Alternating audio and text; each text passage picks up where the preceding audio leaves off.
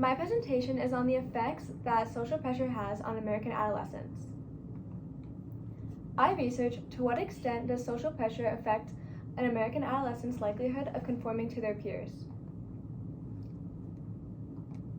So why does this matter? Adolescents in America deal with social pressures every day, whether this pressure comes from peers or from social media. This can cause teens to change traits about themselves and take part in negative behaviors. This could be because their brains are underdeveloped. Garinder, a pediatrician at Scripps Clinic, talks about how a teenager's brain is only 80% developed and how the prefrontal cortex is underdeveloped. This makes teens more susceptible to taking part in impulsive and negative behaviors. Teens don't like to feel left out or different from the rest of their peers. We see examples of this in the stimulus material. The two stimulus materials, The Namesake and Ultra Fast Fashion is Eating the World, gives us a closer look into this problem. In the story The Namesake, a boy named Gokul does not like his name because it makes him noticeably different from the rest of his peers. He wishes he could change his name or have a name that could be shortened to a nickname like everybody else. He believes his name makes him obscure because it is too different. This reveals how social pressures can make teens feel like they need to change traits about themselves in order to blend in with everyone else rather than to stand out. We see another example of this in the stimulus material Ultra Fast Fashion is Eating the World. In this article, Rachel Monroe talks about how the driving force behind social media marketing is using celebrities to pose for their brands. This creates the illusion that whatever clothes that these celebrities are wearing are now what's trendy or now in. This can cause teens to want to change their styles.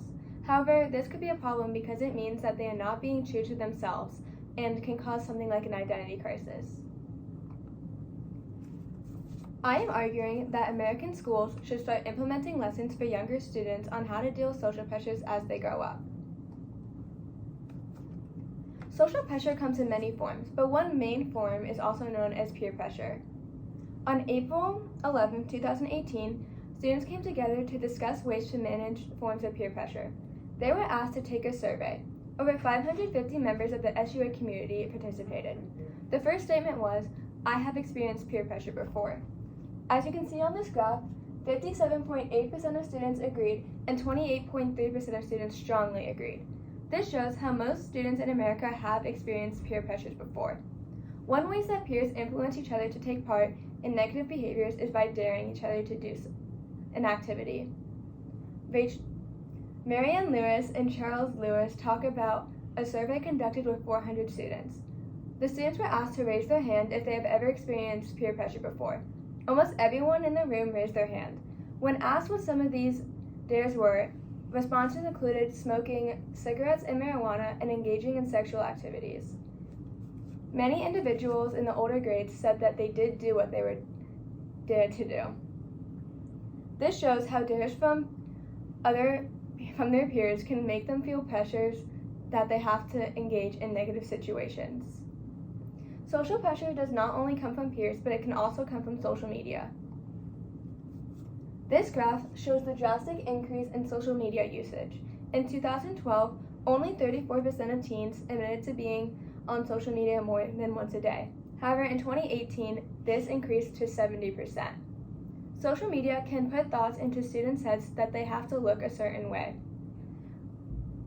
A professor, Sierra Mahone, wrote about how body dissatisfaction is a leading cause of eating disorders, poor psychological health, and low self-esteem.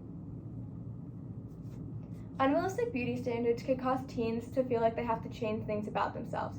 However, when they do this, they do it most of the times it is in unhealthy ways, leading to eating disorders and poor physical and mental health. So what can we do to try and stop students and teens from conforming to social pressures? One solution is to raise the age restrictions on social media to 18 and older. Monica Anderson and Jingjun Jiang wrote about how 95% of students have access to in their internet and how 45% say that they are online constantly. The most popular social media among teens are YouTube, Instagram, and Snapchat. A lot of times, teens will conform to trends that they see online or feel bad about themselves because they don't look like a certain Instagram model. If we raise the age restrictions to 18 and older, this will help because teens will not see what's online and will not feel the need to conform to whatever they are seeing online. However, this solution is unrealistic because teens can just put in a fake birthday to still get into the apps, considering that's what a lot of children do today, even though most social media age restrictions are only 13. The best solution is to start implementing lessons for younger students in American schools on how to deal with social pressures as they grow up. An article from University of California, Santa Cruz talks about different methods that students can use to help them deal with social pressures. Students should check in with themselves, practice saying no, and practice standing up for themselves. These are some lessons that teachers can use to help teach students about how they should deal with social pressures. A downside to this solution is that a lot of time it might be hard for teachers to teach these students because a lot of times adolescents will not want to listen. That's why it's important that these lessons are implemented for students at younger ages. That way they're able to grow up with this advice and grow stronger bonds with their teachers, so that these teachers are more easily to teach these lessons and the adolescents and students are more likely to take their advice and learn from them. Social pressure can have negative effects on adolescents' lives. It can cause them to feel bad about themselves or to take part in impulsive and negative behaviors. The best solution to this problem is to start implementing lessons for younger students on how to deal with social pressures as they grow up.